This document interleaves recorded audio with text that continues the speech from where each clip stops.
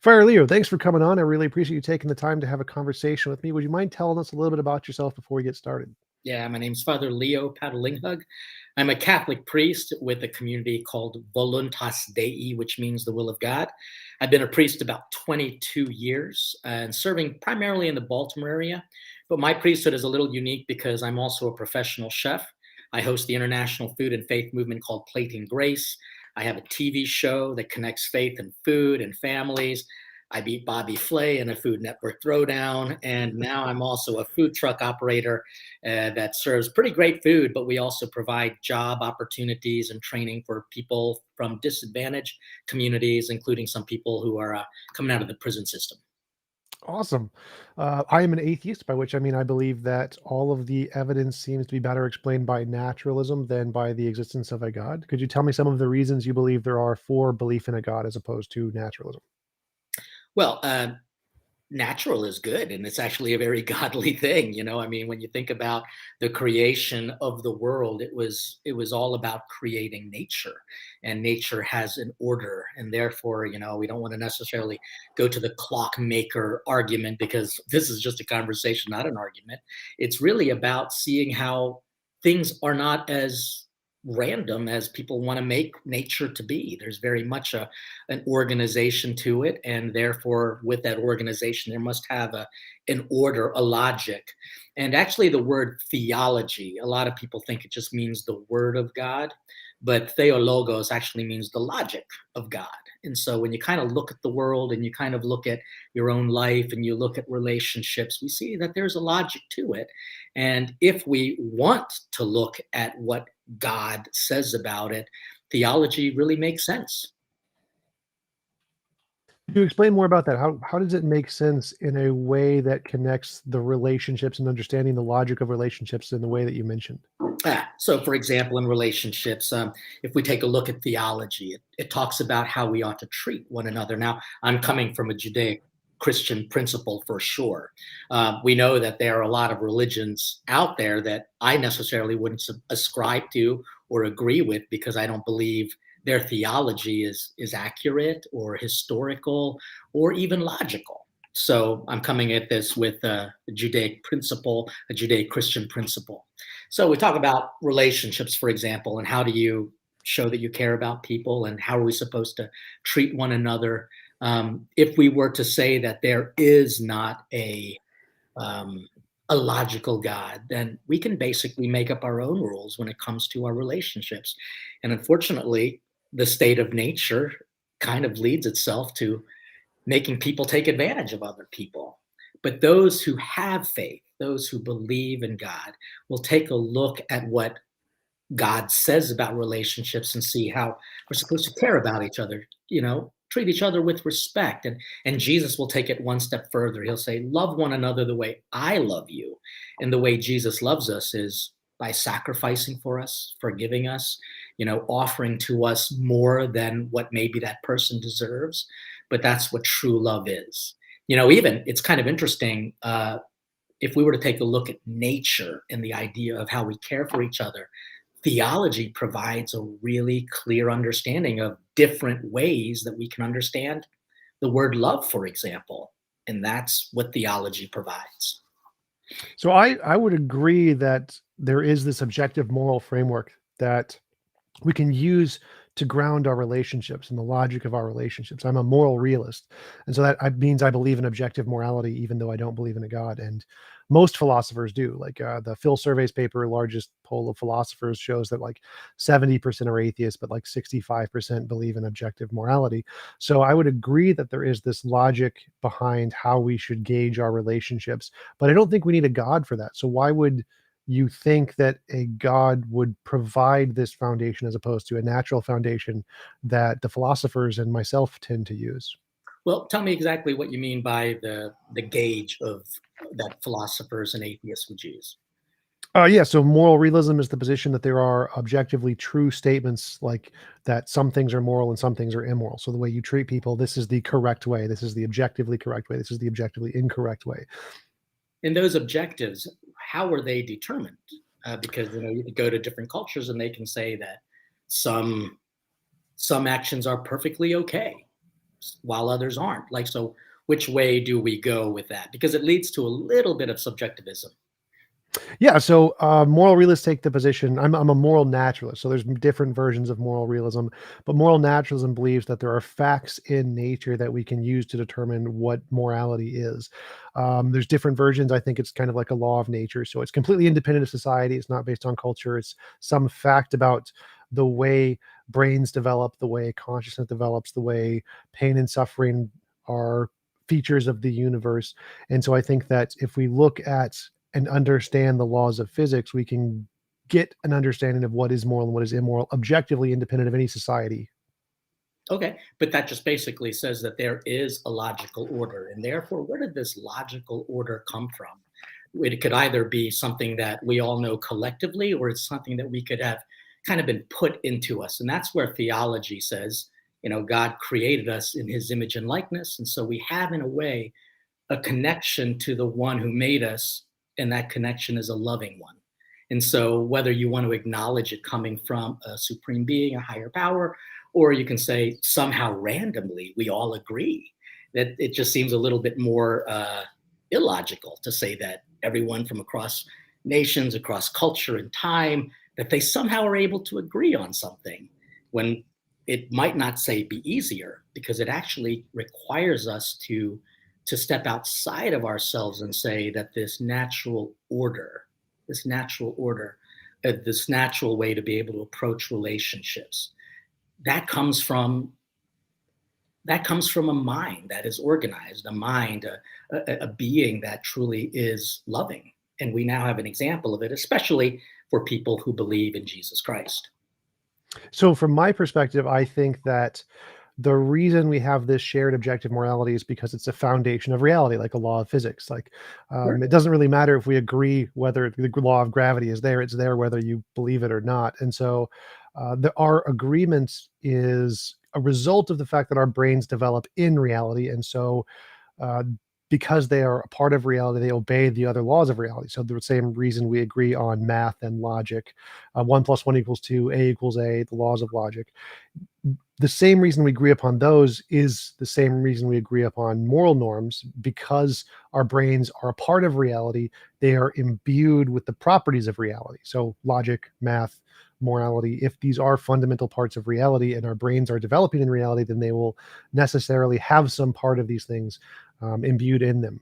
But it's interesting because, like, logic actually is sometimes illogical when it comes to relationships. So, for example, forgiving somebody, that's not logical. What would be more natural would be to take revenge. And we know that there are a lot of people who do it. To be able to help people in need, even though they can't necessarily help you back, that's not logical. That really is seeing something on a deeper level. So, for example, if an atheist were to do something kind and, like, collect food and give gifts at, say, Christmas, for example, it's interesting that it happens then and not just really throughout the year. But I always say that Christmas is a time when everyone becomes a little religious, or Thanksgiving, when they start becoming more grateful for things. Uh, the reason why an atheist might do it is because they feel something for the other person, and they might think, if I was in need, I would like for someone to help me. And so there's kind of a mutuality. But for a Christian, they do it not because of that. They do it because, from a theological framework, it's because they see in that poor person or in that struggling individual an image of God, who struggled for us. The crucifix is an example of it. But they will also say, and I also will love that person because I see God in me, and I see, life through a godly set of eyes, which by natural standards, a lot of people don't do that. They don't look at the poor and they say, I see God. So it takes a religious person to see that, and it kind of elevates a standard, a moral standard, whether you want to call it something that's just objectively natural, but perhaps even spiritual. Well, I totally agree. I don't think atheists see poor people and see God in them. I don't think they see God anywhere. But I would say that the reason I help poor people isn't because I have empathy for them. It's because I Mhm. believe there is this objective truth. I believe there is an objective morality. And I think the moral thing to do is to help them because it is in correspondence to the moral facts of reality that if I want to be a moral person, these are the things I ought to do. So, for example, my model of morality says that any involuntary imposition of will is immoral. So, the best of all possible worlds, the perfect world, is a world where it's impossible to force anyone to do anything they don't consent to doing. And to try to move closer to that world, the best we can do is to try to lower the cost of living for as many people as much as possible. And so I'm working on trying to build an atheist church and buy an apartment building and then offer affordable rent in line with some of the organizations here, like the Noah Impact Fund, Naturally Occurring Affordable Housing. They buy apartments and offer them at affordable rates. And there are many atheist organizations that do these kinds of things because we think there is this objective moral framework, not because we think that empathy is the ground that I feel the same as the other person, but because we think this is the perfect way the world could be, where it would be impossible to force anyone to do anything they don't consent to. And to try to move closer to that world, we have to decrease the cost of living for as many people as much as possible. And so, in an effort to try to move the world closer to what we think the perfect world would be, that's the reason we're trying to do these things, because we see value in all human beings, all conscious life. And we're trying to give each conscious entity the as much freedom as we can technologically in order to move closer to this best of all possible worlds. And that seems to me an equivalent, or from my perspective, slightly better justification than because someone sees God in the person. It's because we see inherent value in them without having to reference an external being that has some part of itself in this person. It is the person themselves that has the value. And I think in seeing the value in the individual without having to reference some external entity is a more moral framework than the only reason that person has value is because they have some part of God in them. Okay, so you mentioned that apartment building where you're going to be provide. Is that real? Oh, yes. So I'm working on it. I don't own the apartment building yet, but there is the Oh, Noah Impact Fund is a real fund. They've already purchased 1,100 apartments, and they offer them at affordable rates as a nonprofit here in Minnesota. it's great. That's really great. And we can say the same thing on the other side, that there are tons of opportunities for people who are disadvantaged, and that the churches and people of faith have contributed to it. And so I think what's interesting is that an atheist will look at that and say, okay, that there's, you guys do good, but your problem is you believe in an invisible man in the sky. And somehow that makes a person bad. Where a person like a faith will actually look at things and say, okay, great, it really is in how we live our life, how we treat one another. What is this moral code that you ascribe to? And we are ultimately going to be, quote unquote, judged by our actions and by our lives. And so we can actually look at an atheist doing good work and say, good for you. You know, God bless you, and move on. But there always seems to be a desire for one side, namely someone who wants to always challenge religious belief and say, you're doing good work, but you're all just kind of stupid and dumb because you believe in the invisible man above. So part of me sometimes wonders if there is this great moral code, where's all the evidence of it being done? You mentioned that there are 11 properties being purchased. This is kind of news to me. I don't see a lot of it everywhere else. It's not as ubiquitous. But 1,100. It's 1100. 1,100. No, that's great. No, that's perfectly good. I've not heard of these things before. And when people go to these places, what happens afterwards? Because I mean, I'm actually genuinely interested. I'm not sure what you mean. So, What do they do there? They just provide housing, or do they yeah, share? yeah. So the Noah Impact Fund, all they do is they buy apartment buildings and they offer the apartment buildings at affordable rates that are like half the standard going rate of the area. So they just say these people charge too much. They make millions of dollars because apartment buildings are extremely lucrative and become a millionaire very easily off of them. And so they purchase the apartment building as a nonprofit and then just cut the rent in half essentially. And it's like, okay, so now people living there, you don't have to pay as much. And they just are in their because they're a nonprofit, they have a set of doctrines are essentially of what the goal of their organization is, and they have to abide by those.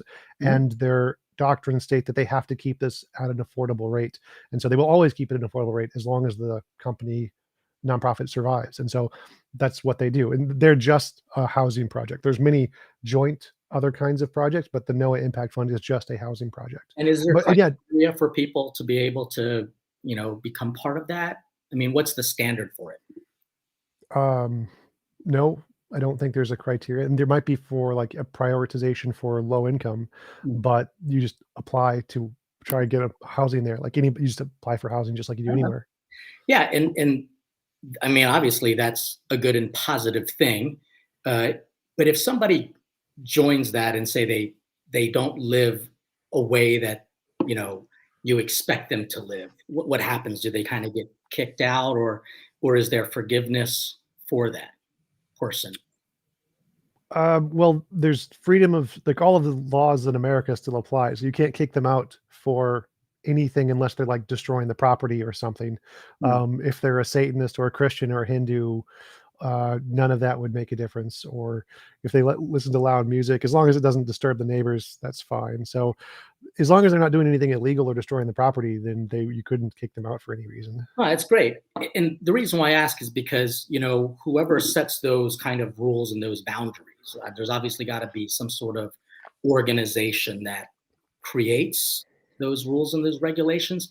That, in a way, is a type of a religion, because the word religion can come from two either etymologies. It's relegare, which means to give something up, where we get the word relegate. And so there's a type of a relegation that happens in that kind of organized body. Or it could be from religere, which means to be bound together. And so what's happening is that you're seeing people coming together for a purpose, and it's a higher purpose. There's kind of codes and ethics, and then there's consequences. It becomes, in a way, a type of religion.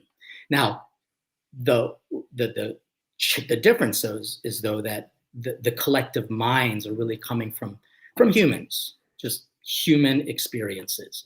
For someone in a religious framework, they will look at that and say, we're doing the same thing, but our desire is to elevate our understanding based on a design from something that we didn't make up, something that we have received, something that has a lot of logic, and something that actually requires even more compassion, a type of even a sacrifice.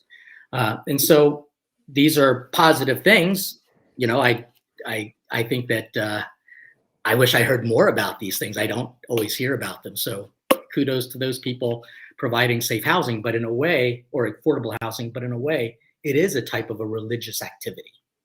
Well, yes, I have no problem with that. As I mentioned, I'm trying to make an atheist church, so I would like to make an atheist religion organization because I think that churches do provide a very valuable community service. I find that the community within a church's willingness to help other people in need, like if you lost your job or lost a car or lost your home and you're in a church community and you ask for help, it's a tight knit community who are people who are willing to like put themselves at risk to help you, to give you a place to stay, a temporary job, used car that they're not having. So I think there's a lot of valuable social amenities that are provided by churches that are very beneficial. And so I want to emulate that and create that in atheist organizations. And we're seeing that more in like the Unitarian churches, which are secular, the Sunday Assembly, which is a secular church organization.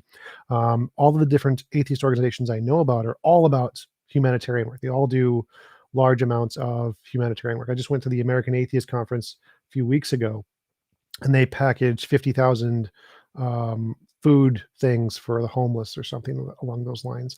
So all the atheist organizations are all about doing humanitarian work, and I don't have a problem with calling that a religion. I think that's a good thing. I think we should have more of that. But the problem I would see is that the second part of what you said is that grounding this in something that's real and based on logic. When you say those things, to me, it seems like the atheists have the advantage there because we do ground our ideology and things that are essentially just supported by science and nothing else.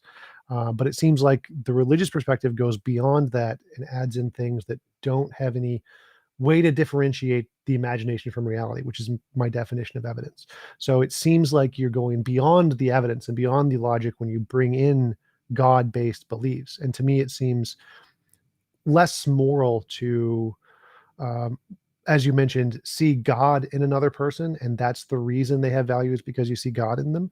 That seems to me to devalue the individual.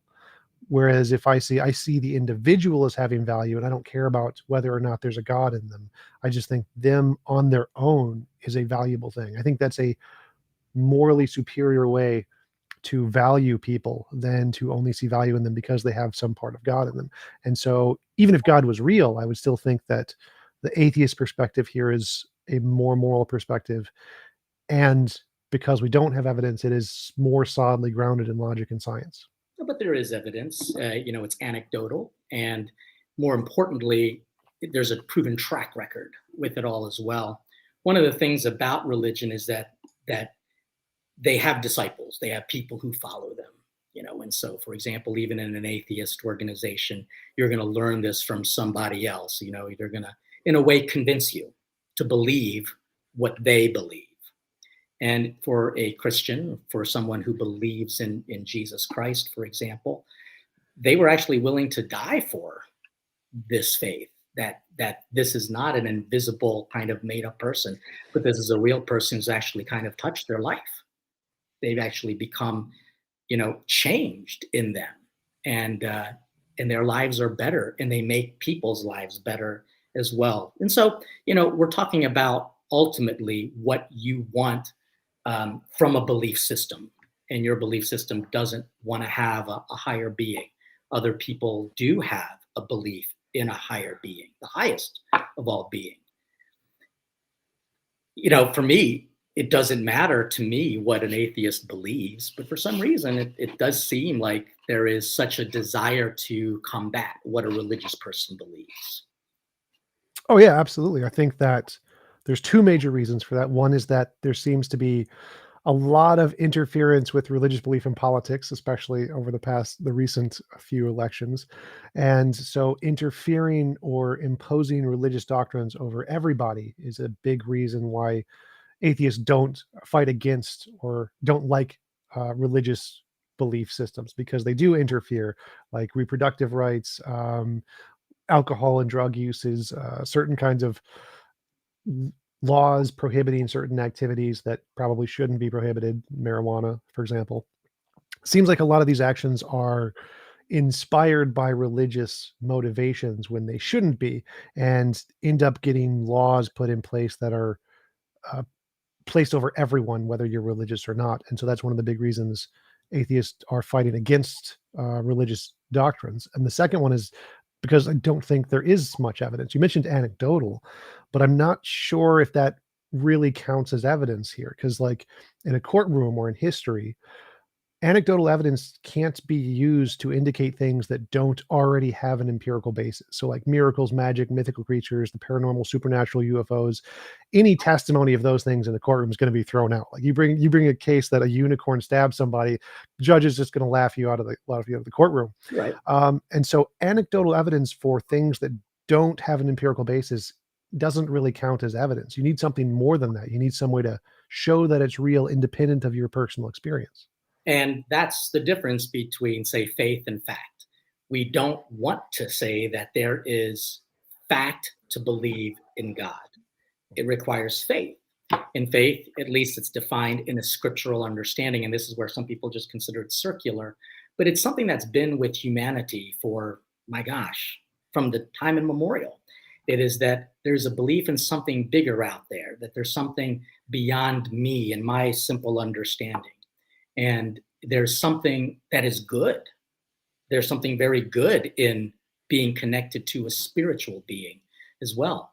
So the whole purpose of this conversation is to try to understand. I'm not sure if it's try to convince the other person or not. I'm not as familiar with the format, but it's a fine conversation for me to say that if you want to continue to not believe in God, you're perfectly allowed to do it. But it does require kind of like a seeking and an understanding that anecdotal, even though it might be thrown out in a court of law, it's a still very real experience for people. And that can't be dismissed, because it would be kind of you would think that you're just superior to their experiences. And so there's got to be an acceptance of anecdotal, real experiences as being a reason for somebody's actions to believe in God. If not, it just becomes a little dismissive and not very moral. Well, what do you mean by that? Because from my perspective, I think even my own personal experience doesn't count as evidence, because personal experience is very unreliable for every human being. We know human being testimony is terrible. We know from a court of law, if you see a car accident or something and you get 10 people's different eyewitness accounts, they're all completely different, and they mess up a bunch of things and they all get stuff wrong. And so, because we know that there are tens of thousands of fallacies, biases, illusions, delusions, hallucinations, misconceptions that just completely make the human brain not a reliable source of information, it seems like we shouldn't trust testimony, not because one person is better than another, but because we know that the human brain is a very fallible mechanism, and that in order for it to be trustworthy to believe this kind of experience, you need more than the testimony. You need something that can verify that it isn't just one of those tens of thousands of fallacies, biases, illusions, delusions. And so I don't think there's a problem with believing if you choose to believe based off of your personal experience.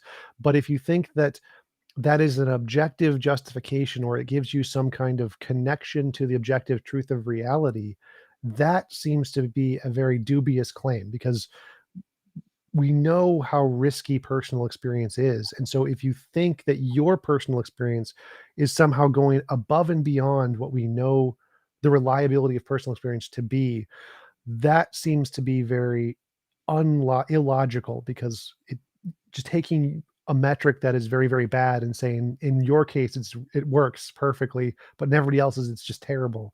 Yeah. It doesn't seem to make it reliable.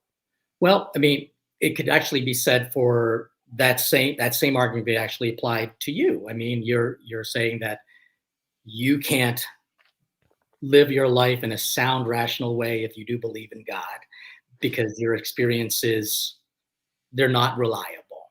And that could be said for just about everyone. And so it really requires us to follow a framework of logic. And so there are many types of logic. For example, sociologic, what society says. And what society says doesn't always make sense, but there are a lot of people who kind of uphold that as their religion. Psychology, for example, which a lot of people think is the logic of the mind, but psyche just simply means soul, right? I mean, that's the Greek word for soul. And so it was a historical, ancient study of trying to find out the essence or the substance of a person, not by what they look like, not their accidents, but their very being, who they are as, you know, as spiritual people, not just physical people. So for example, there could be somebody who doesn't have a lot of motor functions, but their presence kind of evokes a spiritual relationship that you can have with somebody in that regard. So there's also a logic of body, the biology, for example, and people can only trust the biology, trust the science. And we can say that, gosh, especially in these past couple of years, when people say trust the science, I wish that there was more of a moral framework with regards to what exactly constitutes a science, because there's been a lot of confusion with regards to what to believe. So what's interesting is that a lot of people want to take someone, a person of faith, kind of diminish them, kind of say that they're morally inferior, morally, intellectually inferior.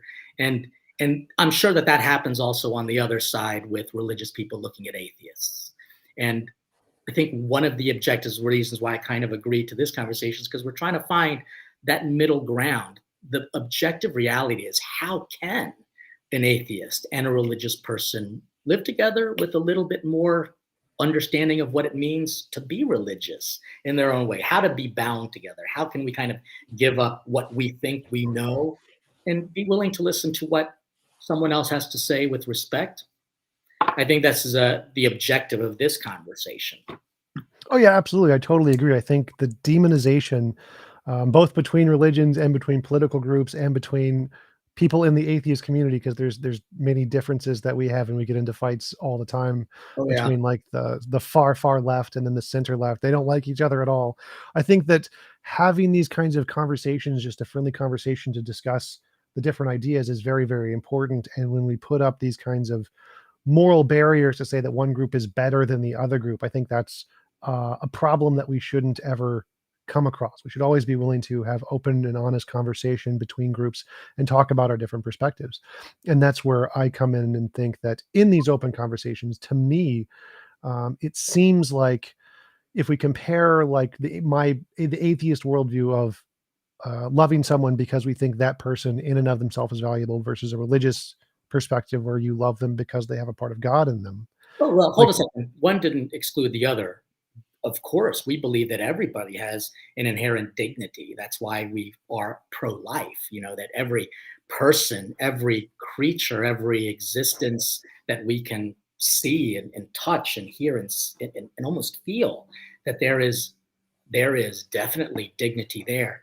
But when someone is unlovable, when someone is just basically a jerk, there is a higher calling for somebody who has a faith in God to say, we've got to be able to forgive that person. We have to have this compassion towards them. We have to be willing to welcome them even if we don't like them. That's oh, a question about that. So when you say that that's a higher calling, like in my worldview, I think every single conscious being is deserving of moral respect. So that includes Hitler or Stalin or Mao, the most terrible people ever.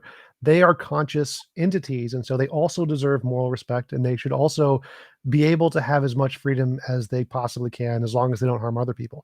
And so, in my case, in the atheist case, I would say we also have this higher calling to the same degree that all conscious beings should be valued. I think it might even be higher in the atheist case because ours applies to animals too, where we think that veganism, vegetarianism, all animals, if they're conscious, also deserve respect and should be treated with not being mass murdered in factory farms or whatever. And so in the atheist case, it may even be a higher calling to a larger demographic of conscious agents that are deserving of moral respect. okay. I mean, the idea of just saying there's a moral superiority is based on only a collective understanding of what people who agree with you have to say, because I'm sure that there's going to be disagreement with people in the atheist community as well about that. I'm glad that you feel that way. Oh yeah, there's disagreement in every community. There's very strange Christian beliefs too, like Oh, sure. prosperity gospel. So Oh, I agree to that. Yeah, and again, that's why we have to understand that modus operandi for us is logic. It's theology. So we have to take into account all of the logics, but how does it fit within a framework? And so if we were to do theology, I like to use this example of saying, we've got a piece of the puzzle. How does it fit to the other pieces as well? And when I was a kid, I was not actually a very religious kid, and I was not very patient, which is what I think theology demands. And I remember uh, putting pieces together, and if they didn't fit, I found scissors and I made them fit. And I did it according to me. And what happened was that you just get a little bit of a mess. But there is even an order to what that picture should look like, how it was intended. And so I think as a theologian, and perhaps even, as an atheist who is, I don't want to use the word theology, but just a study of atheism, has to kind of admit that we all have pieces that we're trying to put together and get a bigger understanding of this picture that we call life, that we call reality. And so, more power to you for, even wanting to ask these questions, because it seems to me that while you're confident in your principles, you're still willing to have a conversation, because there might be still more to learn. oh, absolutely. To quote Thomas Edison, we only know 1/1,000,000th of 1% of anything. I totally agree that you also mentioned that earlier, that as a religious person, you believe that there's more fundamental things out there that we don't know yet. And like, yeah, as an atheist, we totally agree. We don't know anything about the universe. We're very, very ignorant of all the things that there are to know, and we should always be open to exploring new ideas. But Except from for the idea of a higher power, like that. Well, That just I'm totally open to that too. Like, I think if there was good evidence of a higher power, I'd totally accept that there was one. I probably wouldn't worship it from the biblical perspective because I'm not. I think that a lot of immoral things happened in the Bible, but if there was evidence, I would definitely grant that God existed. And so I'm totally open to there being a God. I would just need, because I wanted to mention this earlier, that as we try to discover more about the universe and the things we don't know, we have to have some way to differentiate imagination from reality, because most of the things we come up with are just human figments of imagination. Like when we try to explain things, we're usually wrong. In science, this is the same thing. Most of scientific theories are always wrong. It's only the very, very few that get it right. And so we need some way to filter out the wrong ideas and only leave in the good right ones. And that's where we need this method to differentiate imagination from reality. And I think that when we have this method, religion doesn't pass the test. Religion can't justify that it's more than just imaginary. It seems to be on the same playing field as any of the other imaginary things that we have in the world. And so I don't think it's logical to believe in religion if you think it's supported by evidence. Yeah, It, but there has to be a level of accepting that religious experiences, a religious person, that they are also very real. Like, so for example, Jesus Christ, he was a very real person. What he had to teach was very real, and what he has done, in the effect of people's lives, is very real. And so that becomes a tangible thing. Again, there is no evidence that can prove faith, because faith is not supposed to be fact. It's not supposed to be looked at as a 2 plus 2 equals 4, although there are even now just some people who think it doesn't equal 4. So it's interesting that, we mentioned at least pro-life, and protecting an unborn child, where people would say, well, it's not valuable. But if a cluster of cells was found like on Mars, I guarantee you there will be an effort to try to protect that life, just to see it. And so when I look at these things as anecdotal and very real, we don't want to say that we have facts, but we actually have something called credibility. There's a credibility of revelation. In fact, that's the name of one of the courses that we had to take. It was about how God reveals himself to his people, and how over time we're getting more and more information on how God operates. So we don't know it all as well. While divine revelation is full and complete, we're still putting the pieces of the puzzle together. so, from my perspective, there seems to be a contradiction between what you said about building a logical framework and adopting faith. To me, those two things seem to contradict one another, because to build Okay, let a me just make sure logic, I understood that, because my mind just went. You said the two contradictory things were what again? the building a logical framework, the logic that you mentioned, and the Okay. faith that you Okay. mentioned. To me, those two things seem to be contradictory, because to me, a logical framework is one that is in correspondence to reality, one that follows the evidence wherever it leads. And then if you go beyond that and you add in something that doesn't have evidence, which seems to be required for faith, then you're going beyond the logic. You're adding something in that is illogical, because anybody could do that in any mutually exclusive directions. If you say that there's no evidence that could indicate one direction over another, and you're going beyond the evidence, when someone could go beyond the evidence in a different direction, and they would be equally as logical, which would be illogical. So, because to me, the logic stops where the evidence stops. Well, the logic that I'm talking about is actually theology, which again, an atheist wouldn't agree with anyway. They would think that its premise is completely flawed because the person who created that theology doesn't actually exist. And so it would be impossible to actually have a conversation on that plane, because theology is what I'm basing my understanding of faith to be. It doesn't come from a worldview. It comes from a human view. It comes from a supreme being view, in that it's being revealed to us, which helps us to act in a way that is according to theology, not biology or psychology or sociology. But it does require those different forms of logics to have a conversation together. And and to be able to say that interestingly enough, the way the world operates is sometimes also very contrarian to theology, if that society is not religious or faithful or believes in God. But biology, it's interesting. It does have an order. Now there are certainly some anomalies to it, but there is a logic that is pretty darn fascinating. And if we think that that kind of came about as just of random, molecules coming together, that's pretty unbelievable. So to know that there is biology containing theology, that makes sense. How is that different from the like God of the gaps of we see lightning, we don't know. It's very, very strange to us because we don't have any analogy to it in our world. And so we say it was created by Thor. It's easy for us to say there's this really cool, unexplainable phenomenon that we just have no analogy to or how it could possibly be made. We just don't understand it. But it's easy to say a big, more powerful mind did it. Yeah, That's intuitively easy to us. How it's is a it great. different in the case of biology here versus lightning and Thor? Well, I mean, it's interesting that scientists are still learning things about the body. I mean, that they're just some pretty amazing things. I just read an article about how, I mean, I don't want to take this subject off, so remind me if I forget, about Plato's allegory of the cave, which you, I'm sure, are familiar with it. One person was limited in their experiences. They thought the shadows were just real until obviously they're actually brought and exposed to things, which is what, in a way, religion tries to do.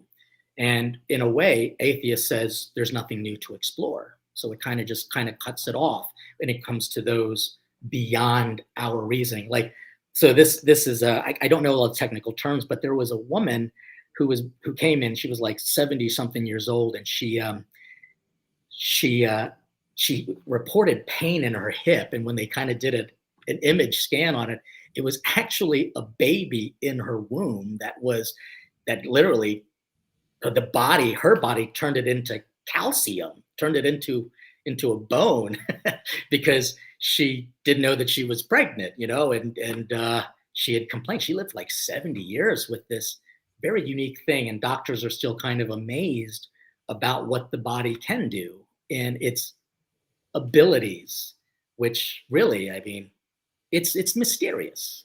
That's all I can say. It is mysterious. We don't know it all. In a way, both you and I, including all of the peoples who are, making comments, we all don't see everything perfectly. There's still more to learn. That's why one of the great theologians, his name is Anselm, and he gave at least a proof, quote unquote proof, for God, and his proof was, faith is seeking understanding, even though we don't understand everything. We know that there is a way to seek it. If our minds can imagine something greater, and then imagine something even greater than that greatest thing, then that is God. So, like, if our minds can comprehend greatness, but something even greater than that greatness, then that is, in a way, our minds being able to understand something so immense as like the creator of the universe. So we are all, in a way, still living in the cave with still shadows. It does require a little bit of humility so that we can and I honestly, Thomas, I see you as a humble person. So I Thank you. appreciate this idea of being able to seek an understanding, because while we might know a lot, we don't know it all, and there are mysteries beyond belief. It's interesting. The word mystery comes from the Greek understanding mysterion, of being able to put connections together. And I say that simply because, like, again, we've got pieces of the puzzle and we're trying to put it together. And how does it all look? And I think that's what faith does, tries to put connections together. Oh yeah, for sure. I totally agree there. I think that every hypothesis is doing the same thing of trying to put pieces together and infer from what we have more about reality than what we know, trying to guesstimate what's outside of the cave from the shadows that we see on the wall. But from my perspective, what the atheist is doing is saying, well, you haven't been outside the wall. You're making up what you think is outside of the wall, but you don't have any real grasp to assess what's outside there other than that other crazy guy in the corner who thinks it's homeopathy or ghosts or leprechauns or whatever. No, I get it. But we can't discount the fact that some of the smartest people in the world were people of faith, like Father Georges Lemaitre, who kind of was the founder of the Big Bang Theory. We talk about people who have made the world a better place because they were inspired not by facts, but by their faith and a relationship that they claim that they had with this higher being. People doing kind of almost miraculous, unexplainable things. But if you look at it in the lens of theology, then you can see, I can see how those pieces go together, and how what you did, which was kind of contrary to many things, made this world a better place, a good place. So, again, what I don't want to do is to support anyone who says that atheists are dumb people. I never would ever claim that. But it does seem that there is a side in atheism that always just kind of diminishes the intellectual contributions of people of faith. Contributions not just in the intellectual realm, but in the arts, in architecture, and just kind of building up culture. There's a lot of good things, and maybe a good stepping stone for us would be, while we might not agree, we should be able to recognize, appreciate, be grateful for the contributions that both sides might bring. Again, I've not heard of that very unique housing experience or how it was organized by atheists. I think it's fantastic and well worth needed for sure. Oh yeah, absolutely. I think there's many valuable contributions that theists have contributed to reality and our lives and society and culture and art in many ways. I think Jews specifically are phenomenally brilliant. They have a quarter of all Nobel Prizes, and they have 0.2% of the population. They're absolutely amazing. But I don't know if the level of their intelligence and their contributions to society give them any more insight into the fundamental nature of reality. I think that the fact that they do good for the world is great, but that doesn't mean that they are more likely to be right when they think they know what the fundamental nature of reality is. I wouldn't count their kindness and contributions to society as evidence for their theories of reality. Sir Isaac Newton, he was a theist, and he had some of the greatest mathematical contributions to any human has ever made ever in the history of humanity. And he also believed in alchemy, so he believed you could turn iron into gold if you combined it in the right way. He wrote more books on theology than he did about mathematics, but he's not remembered for any of those books. Most theists don't even agree with most of the things he said in most of those books. Like, he had very limited experiences. Again, we're all still living in the shadows, seeing glimpses of facts, glimpses of reality. But I think one of the things that might need some clarification is that our objective, a person of faith objective, isn't trying to prove that God is real. That's not actually one of the objectives. It's to live in a godly way so that God is really experienced through that person.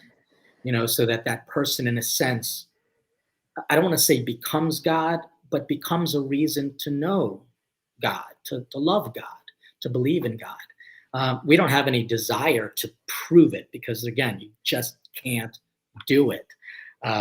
They say, there's for people who don't believe, there will never be enough evidence to believe in God. And for those who do believe, you don't need the evidence, because faith is a different level of thinking altogether. And certainly you might want to say that it's not realistic. And I would agree with you on that. But it is still real.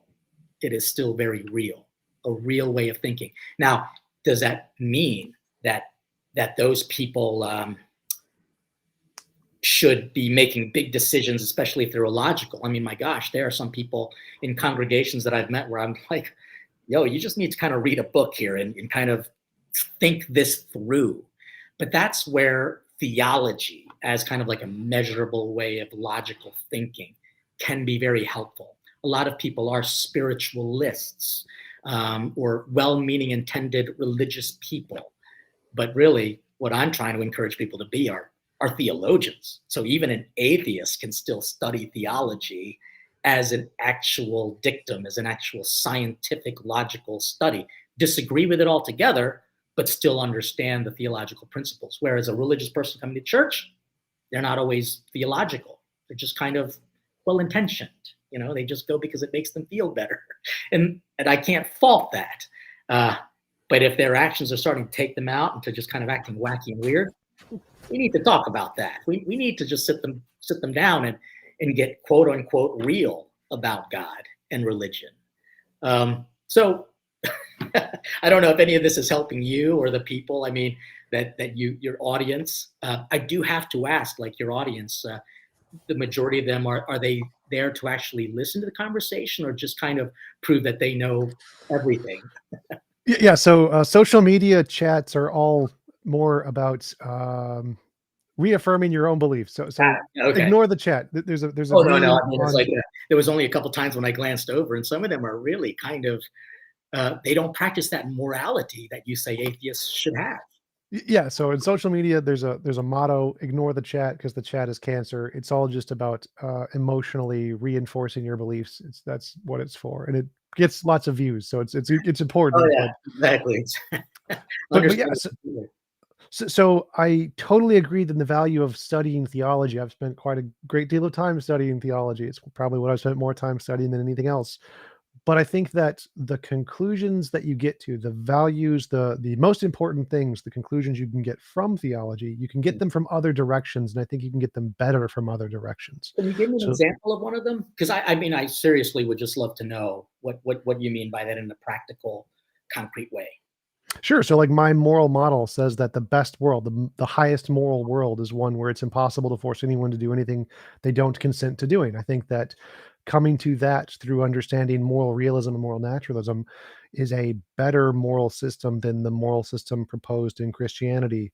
For example, I think that many of the doctrines in Christianity are very immoral. Many of the things that God did are very immoral. The kind of world that is prescribed in Christianity seems very immoral by comparison to these things. So I think that we can get to this better standard from a different direction than trying to go the theological route. So I think like the Okay. theological route would be like Newtonian mechanics, F equals Okay. ma. I kind of had a little bit of a question about your original premise that the highest moral kind of order would be not being able to force someone to do something, that they can't do something if they don't want to do it, um, which is kind of interesting because that leads to a whole host of subjectivisms. You know, it means that people don't have to obey laws. They don't have to pay taxes. They don't have to do anything if you don't want to feel forced to it. Whereas, so in a Christian framework, you even see Jesus doing very specific things, saying, while you're on this earth, you still have to kind of follow the authority of human rule. You know, I mean, but there's got to be a deeper meaning for it. And so while we have to follow sociology, look at it through the framework of theology. So I can't stand paying the taxes that I pay. I mean, it's like unbelievable, but I do it only because I don't want to be a jerk. I don't want to be a criminal. And I also want to be a good example of that theological principle. Being able to respect the moral, excuse me, being able to respect the authority of whoever is in charge right now, but knowing that, gosh, I don't have to agree with them. You know, like I can still have a deeper understanding that my tax money is literally being taken and doing things that I fundamentally disagree with, but I do it because there is a higher calling, and I see that higher calling based on my relationship with a theological principle.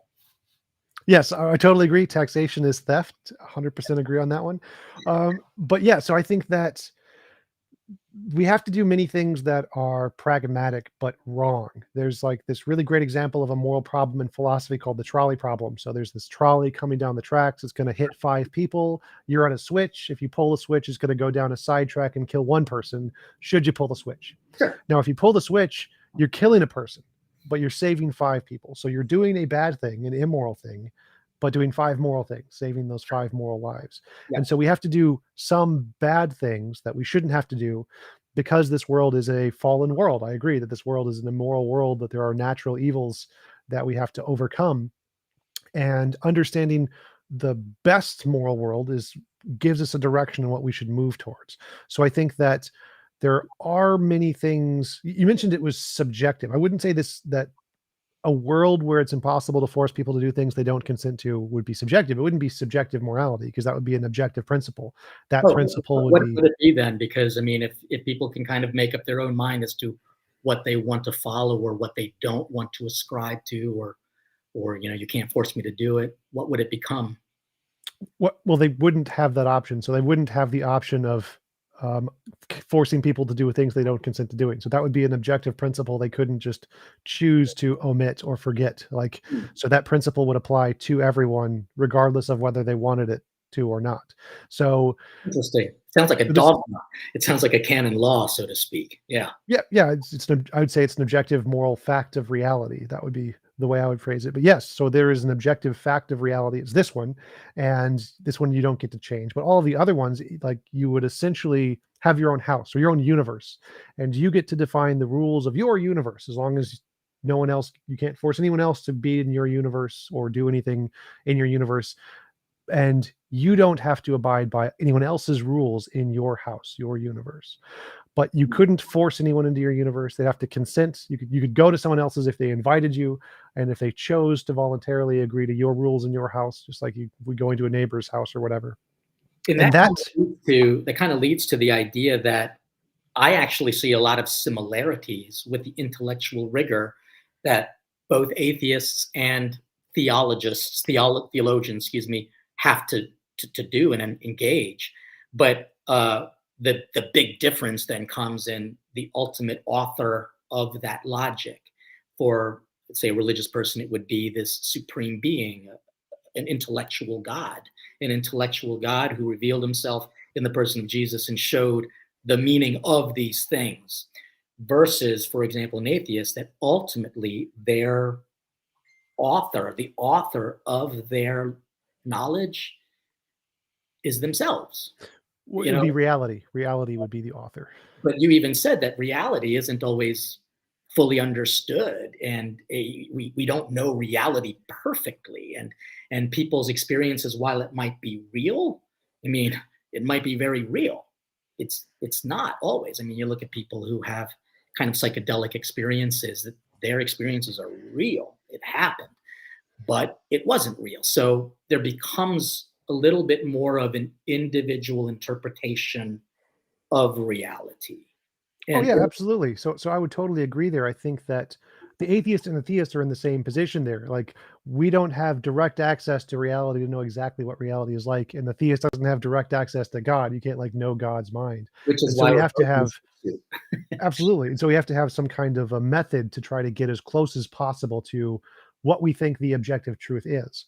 And when we compare those methods, to me, it seems like the atheist has the advantage. The atheist's method of science, novel testable predictions, is a very good method to filter out all of the subjective, imaginary parts of the ideology and only leave the objective, logic based evidence, really reliable foundations.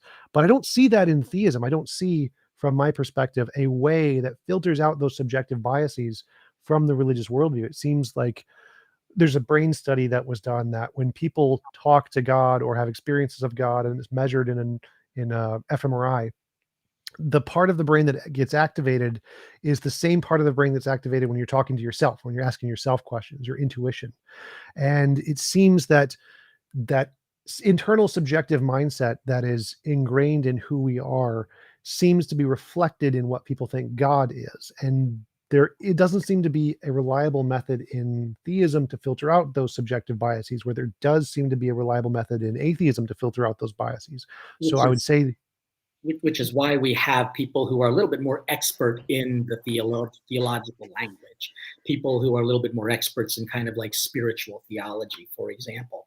And it's interesting too, because Hopkins, which is right up the street, did a study on people who either believe in God or don't believe in God, and there was that marked improvement in people who had a higher power understanding in their health, in their kind of recovery. And it's kind of bewildering to them, because while it might be kind of talking to themselves, we can actually say from a theological point of view, it's because God has placed himself in our very essence, in our very being, our soul, our psyche, where we get psychology, is innately part of who we are, that makes us have a connection to God. And so, for example, when we look at, say, Mother Teresa, like, no one can, you can say that she's an idiot, but she's hardly an idiot. I mean, she's done some amazing things. I've actually met her a few times, and she has said some things to me that made absolutely no freaking sense whatsoever.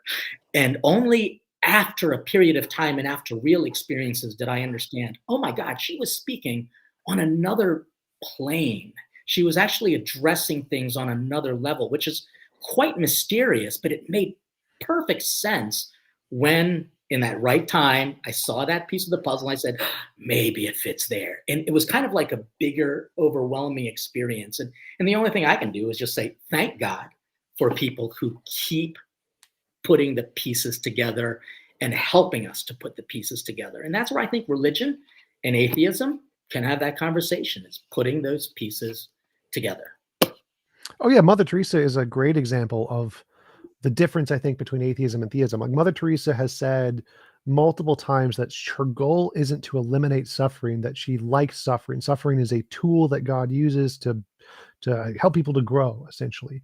But from the atheist perspective, suffering is bad. We need to eliminate suffering. We need to try to make people's lives better. And in that context, it seems like the atheist perspective is more moral here. We're not trying to allow people to suffer to have some kind of personal growth. We're trying to help solve people's problems. We want you to have as happy as a life as you Right. can. But see, And that's kind so, of logical, because part of being human is suffering. I mean, the word human means dirt, from humus humilis, humility. And so it just means that if we are humble enough, because we are human, we're going to have to accept suffering as a reality, because if not, then people will have no passion. And see, what we got to do is look at that word. For example, the word passion, which you have, and which I certainly have too. The word comes from the verb patior in Latin, which means to suffer. So people who are passionate are willing to suffer, and they see it as a good. Whereas an atheist might look and goes, no, all suffering is bad. A religious person can say, no, there is a purpose. It gives us a reason, a purpose for living. Like, my gosh, I look at the passion that is required for parents to raise their kid. I mean, my gosh, some of these kids these days are just terrific. The only reason why they make it to their next birthday is because mom and dad are willing to suffer. And that sacrifices that they make, hopefully, make a difference. well, I'm not sure I would agree with you there. You said without suffering, there's no passion. Like Well, that's what the those, word means. I mean, I'm just talking objectively about what that word means. well, yeah, Passion but the does etymology of the word is irrelevant from the fact of no, what it it's not. refers to. You're using it. Because if you only see suffering as a negative but don't understand its root word, then you don't have a full understanding of suffering. We have to understand that the meaning of a word matters.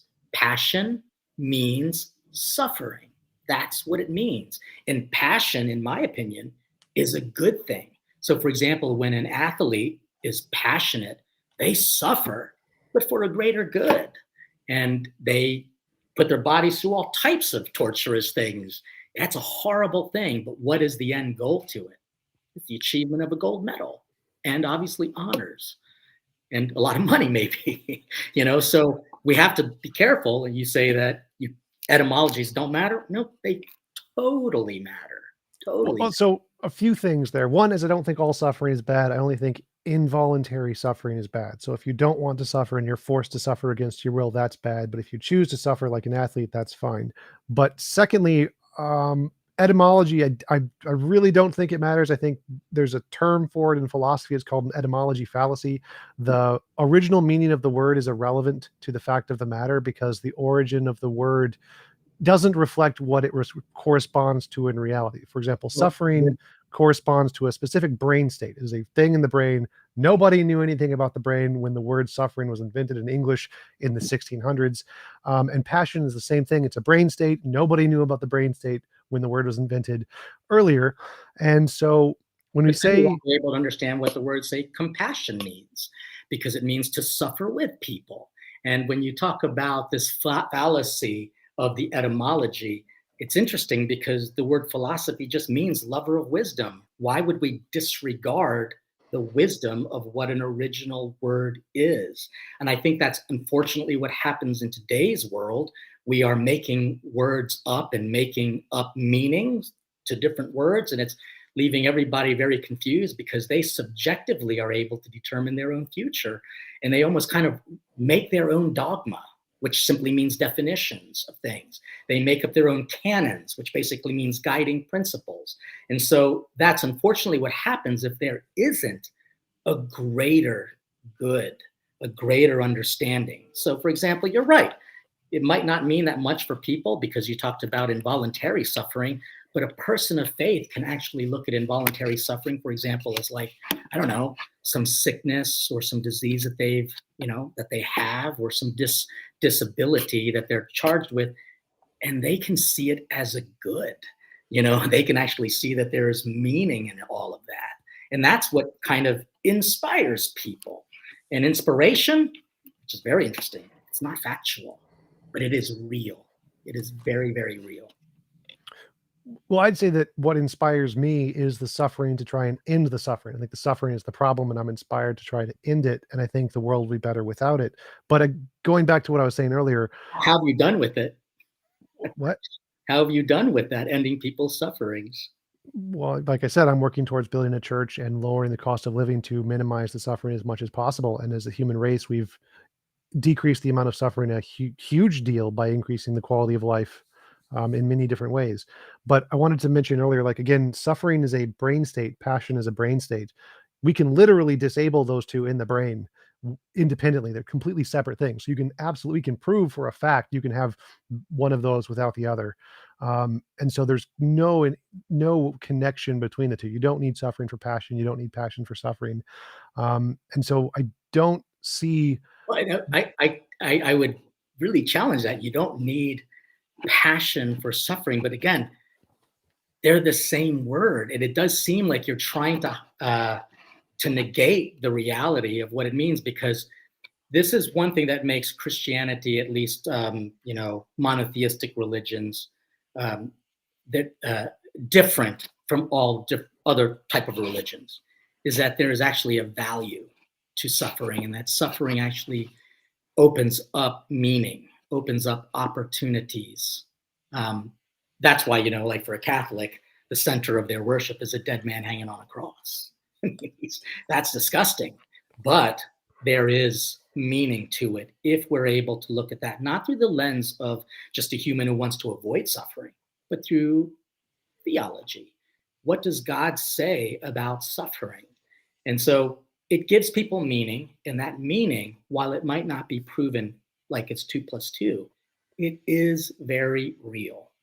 Real enough, at least, for Hopkins to do a study on what people of faith are able to, how they're able to kind of recover more quickly and have a more positive spirit in the midst of their passion. Yes, I've read that study, but it only applies in countries that are majority religious, because the reason that they heal faster is because having community decreases stress levels, and stress levels decrease. Forget what the cortisol, and cortisol inhibits the immune system, and so if you have less cortisol, your immune system kicks in and you heal faster. And so if you measure this in secular countries, they actually heal faster they equivalently heal as much as non-religious people if they have the same level of community. And so the reason that secular people in America don't heal as fast is because they don't have as much of an accepting community. So it doesn't really have anything to do with the religion. But again, the meaning of the word here doesn't seem to make a difference. I think that the way because all definitions are made up by people. You mentioned that we're making up definitions. Like, Oh, yes, too yes, bad. we are. But all language is ambiguous. It's literally a feature of the natural ambiguity of language, is the technical term in linguistics. All words are made up by people. They're all arbitrary. Absolutely. But And that's therefore very indicative of, like, for example, saying real and factual and proof and all of those things have therefore possibly very open-ended meanings of things. yeah, you can use a word to mean anything you want. The question is what you use the word to correspond to in reality. And the suffering thing I think is a good example of where I think religious people got it wrong, where I think that using the theological framework gets you the wrong answer, and clearly gets you the wrong answer, where a world where there's no involuntary suffering seems to be clearly a morally superior world to a world where you're forced to live there without your consent and suffer. Mm. So, Well, like, if it's an interesting thing too, because what religion tries to do is give people the freedom of the mind and of their soul to be able to live in their reality. So even if a person is born with major disabilities and in very impoverished situations, they can still achieve a greatness and a real sense of purpose and power. And that happens quite a bit with examples of saints who have experienced those things. But they've gone to change the world even now, even after centuries after their death. So I'll be very honest with you. I've tried to look for inspiring atheists. I mean, I really have just tried to look for atheists who inspire me to live a higher life rather than just simply reject one thing, and that's the existence of God. And I'm inspired by this conversation. I do have to ask, because I do have some appointments. I thought this was only about an hour of a conversation, so I don't want to cut it off, but I do have other appointments. In fact, I've got to do some training for our guys so that they can be good servants of our food truck food. And if ever you're in the Baltimore area, please come by. I'd love to be able to treat you to a meal. But, Absolutely. So I'm just kind of calling to mind our time frame here. Yeah. I apologize for that. Oh, no problem. I absolutely want to be respectful of your time, and I think I'm going to do the best I can to be that atheist who inspires you. And so, I will look forward to that. I will look forward to that. But maybe you can tell me: is there an atheist who I should look at to get inspiration and not just simply be angry at believers? I'm sure there's a number of them. I usually look at the organizations rather than the individuals. I think that the organizations who are all doing all humanitarian work, like the American Atheist Conference, who just packaged 50,000 meals for the homeless, was a good example. I look at the organizational effects more than the individuals. Oh, that's interesting. So we'll look at their church and the atheist doctrines and atheist kind of canons and principles. So it is okay. So I'll definitely take a look to see that. But one of the ways that you can prove that an organization is real, really doing a good job with it, is by looking at how the individuals live their life. You're one example of a guy who actually is just trying to show that moral kind of hospitality, so to speak, to other people, especially religious people. So I would certainly appreciate having dinner with you more than some of the people who are on these chats. Although maybe if I can cook for them, they would just kind of like shut up and listen because the food is good. So one of these days, Thomas, we will meet at a table and we will have fellowship and communion, and we might even experience a spiritual reality. How to care for each other, how to love each other, how to be a socio friend to the other. I always tell religious people, I say, if you go to heaven and you're sitting next to the person who you hate the most for all eternity, then you ain't in heaven. What you've got to do is practice and put the pieces together so that you can have that peace on this earth, so that you know that you're at least heading in the right direction. That's at least my thoughts. And I'll shut up and let you end your show. Yeah, absolutely. Thanks again for coming on. I really enjoyed talking with you. Do you want to give a shout out to where people can find you or any of your work? Honestly, if they just Google Father Leo, they'll certainly find it. And platinggrace.com is where everything is hubbed. And again, thanks for this opportunity. And please don't let this be the last time we talk. I really thoroughly enjoyed this conversation. Oh, I fully plan to come meet you so you can cook for me. That is totally a new goal of mine. You are welcome. Absolutely. Thanks again for coming on. Really appreciate it. And I will let you go. Cheers. Peace. See you later.